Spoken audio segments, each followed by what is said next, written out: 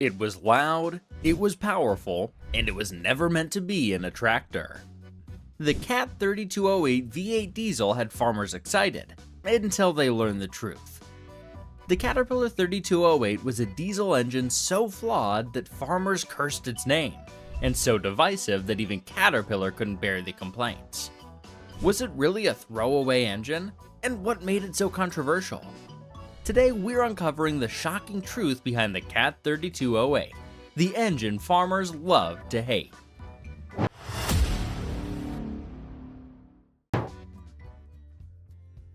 It was 1975, and Caterpillar rolled out the 3208, a 10.4-liter V8 diesel built to be versatile. It wasn't just designed for tractors. You'd find it in Ford trucks, delivery rigs, school buses, boats, and even industrial equipment. With 225 horsepower in its basic form, it packed a decent punch for the size, and it was light enough to fit into all kinds of applications. Before long, farmers started seeing it show up in rigs like the Ford 9700, the Massey Ferguson 4880, and the white 2-180. For folks used to inline diesels that ran forever but didn't always have the muscle, the 3208 seemed like a step forward. It had the Cat name on it, which carried weight, and it ran smoother and quieter than some of the clattery 4 and 6 cylinders people were used to. Plus, it was easy to find parts and service, at least in the early years. By the late 70s, turbocharged versions were pushing 300, 350, and even 400 plus horsepower, depending on the setup, and word spread fast. If you needed to run a big implement, pull heavy loads, or just wanted to keep up with the horsepower race, this engine seemed like it could do the job. Caterpillar pitched it as the future, something that could bridge the gap between small tractors and the big four-wheel drives without costing a fortune. And for a while, it looked like they were right. Dealers talked it up, neighbors compared notes. Barns and machine sheds were full of conversations about how the 3208 was the next big thing.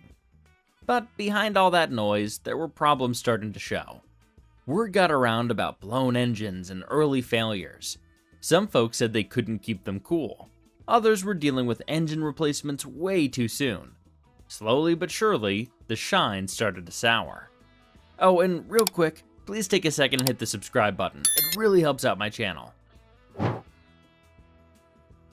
The Cat 3208 wasn't your average farm engine. It was a V8 diesel, which already made it stand out in a world dominated by long inline sixes. Originally, it was designed for medium-duty work, trucks, buses, industrial stuff, not farm fields. But once tractor manufacturers saw how compact and powerful it was, they started building around it. At its core, the 3208 was a 10.4-liter naturally aspirated V8 that put out about 225 horsepower in its base configuration. Later versions with turbochargers could push 300 to 435 horsepower depending on the application. That was big power in the late 70s and early 80s, especially for row crop and four-wheel drive tractors. The engine used a 4.5-inch bore and a 5-inch stroke. It had a dry weight of around 1,450 pounds, which made it lighter than some of the big inline diesels with similar horsepower. That meant you could get more power in a smaller package. Great for manufacturers trying to offer more performance without redesigning the entire chassis. But one of the things that really set the 3208 apart, maybe for better, maybe for worse, was that it didn't have replaceable cylinder liners. Most heavy-duty diesel engines use wet liners, so the cylinders can be rebuilt without swapping the whole block. The 3208 didn't. Once it wore out, you had to machine the block or replace the whole thing. That's where the term throwaway engine started to float around. Another feature that made it different, it used individual cylinder heads for each pair of cylinders, 4 heads total. That helped with coding and simplified certain repairs, but it also made the engine a bit more complicated to tear into compared to a single head design. The fuel system was mechanical, using a rotary or inline injection pump depending on the version. It was simple and reliable, something farmers appreciated.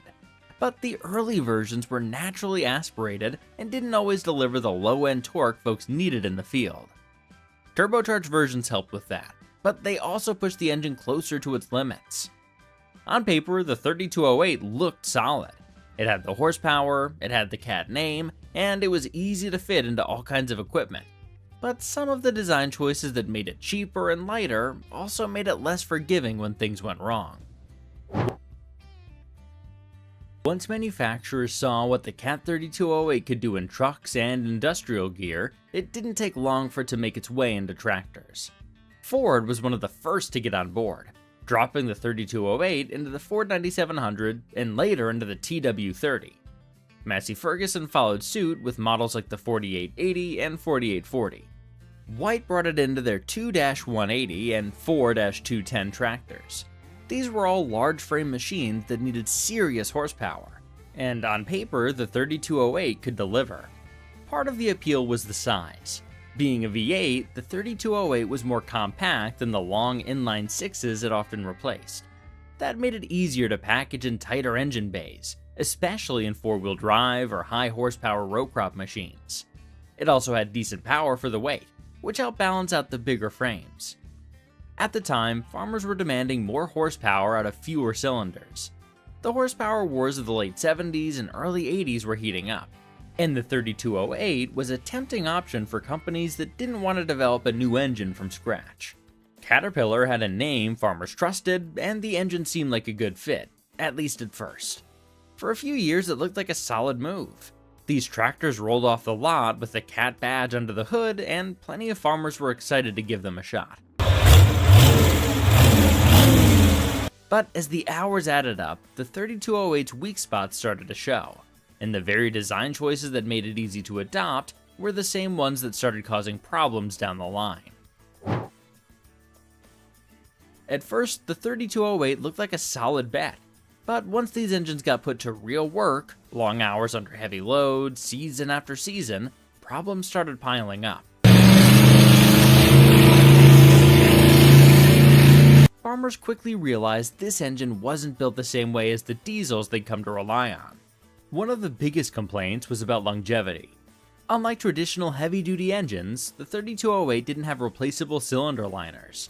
That meant when the cylinders wore out, which happened sooner than many expected, you couldn't just drop in new sleeves. You had to machine the block or replace the whole thing.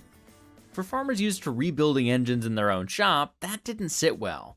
It felt like CAT had designed something meant to be thrown away, not fixed. Cooling was another issue. In tractors, especially under full drawbar load for extended periods, the 3208 ran hot. Overheating could lead to cracked heads, warped parts, or premature wear. Some tractors had cooling systems that just couldn't keep up, especially in early models. Then there was fuel consumption. The 3208 wasn't exactly known for sipping diesel. It liked to drink, especially the higher horsepower turbocharged versions. And for all that fuel, it didn't always deliver the low-end torque farmers needed for heavy tillage or pulling grain carts up soft ground. Lastly, there was the matter of reputation. Folks bought these tractors because they trusted the CAT name, but once problems started showing up, that trust eroded fast. Word spread through auction yards, coffee shops, and co-ops. Farmers talk, and once an engine gets a bad name, it's hard to shake. In the end, it wasn't one big flaw that doomed the 3208. It was a pile of little ones that added up to something farmers just didn't want to deal with. If you want to know how farmers really felt about the 3208, you don't need a service bulletin. You just have to listen to the ones who ran them. The complaints weren't just technical, they were personal. One farmer wrote in a 1979 tractor magazine, "It'd haul fine till harvest, then leave you stranded with a blown gasket." Another swapped his 3208 for a Cummins and told the dealer, "Never again, CAT." There's a story that made the rounds in farm circles about a guy who torched his 3208 powered rig just to make a point. That's how deep the frustration went. One Midwest co-op reportedly logged 15 engine failures in a single season, all 3208s. Meanwhile, their older Perkins rigs just kept right on going.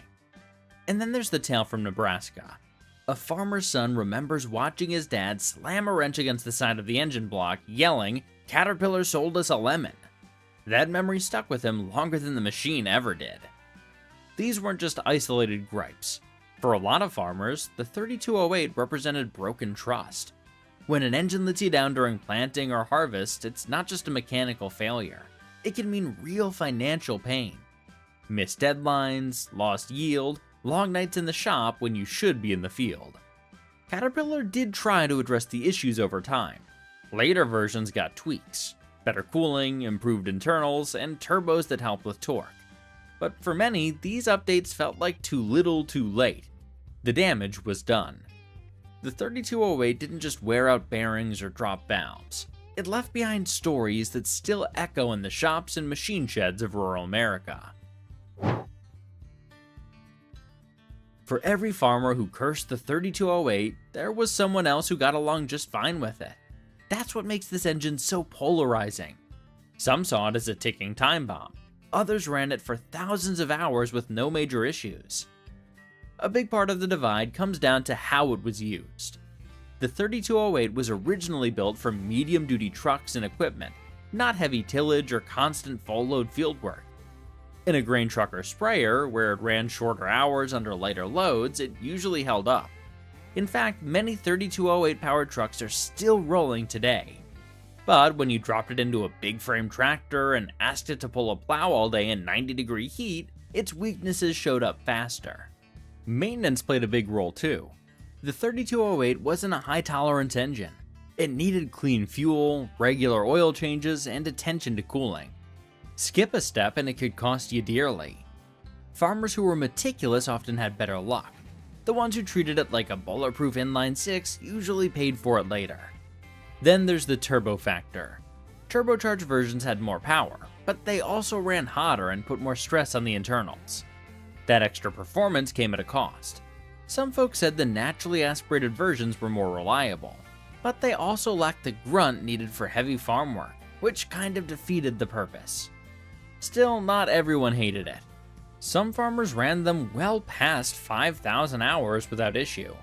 A few said it was quieter and smoother than what they had before, and for certain tasks like haying or light field work, it actually did the job just fine. Did Cat hide the truth? It's a fair question. Did Caterpillar know the 3208 wasn't suited for tractors and push it anyway? Officially, Cat marketed the 3208 as a general-purpose diesel, although they did use the phrase built for the long haul, even though insiders said they knew the limits. They never called it a heavy-duty engine, but they didn't design it with farm fields in mind. But once manufacturers like Ford, White, and Massey Ferguson started dropping it into tractors, Caterpillar didn't exactly step in to wave them off either. To be clear, the 3208 wasn't some backroom experiment. It was a fully developed engine with real success in other industries. Delivery trucks, buses, and generators ran them hard and often, and many of those engines lived long lives. But in those environments, the loads were lighter, the hours were shorter, and the cooling systems were tailored to fit. In tractors, though, it was a different game. Long, hard pulls across the field, hot weather, dust, and vibrations from heavy implements, it pushed the engine beyond what it was built to do.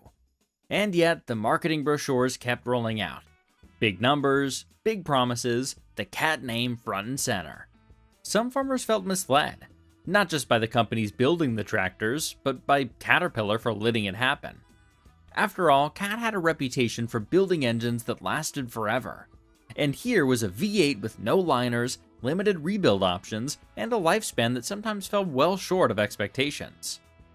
Was it an intentional cover-up? Probably not. But it's fair to say that Caterpillar didn't go out of their way to tell farmers this engine was better suited for a box truck than a chisel plow. Whether that's clever marketing or a quiet omission is still debated in machine sheds to this day. When farmers started moving away from the 3208, they didn't have to look far for alternatives. Some manufacturers made the switch on their own, while others gave buyers more options under the hood. Either way, the market spoke, and what followed told a lot about what farmers really wanted. One of the most common replacements was the Cummins 855. It was everything the 3208 wasn't. An inline six with wet liners, heavy-duty guts, and a reputation for taking abuse without flinching. It showed up in big four-wheel drives like Steigers and Versatiles, and earned a solid reputation for reliability and power.